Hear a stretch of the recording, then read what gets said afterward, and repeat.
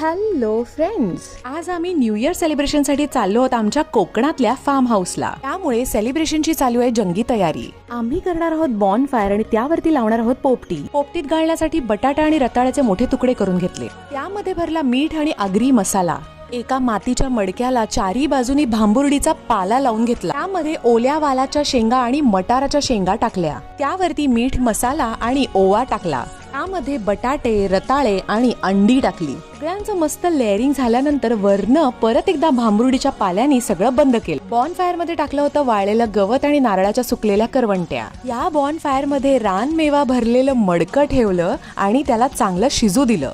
1 तासाभरानी मडक्यातला रानमेवा शिजून रेडी झालेला होता. शेंगा, बटाटी, रताळी या सगळ्यांना ओव्याचा सुंदर फ्लेवर आलेला होता. आगरी मसाल्यामध्ये भरलेले बटाटे आणि रताळे खायला 1 नंबर लागत होते. काय मग फ्रेंड्स, अशी रानमेव्याची पोपटी तुम्ही कधी एन्जॉय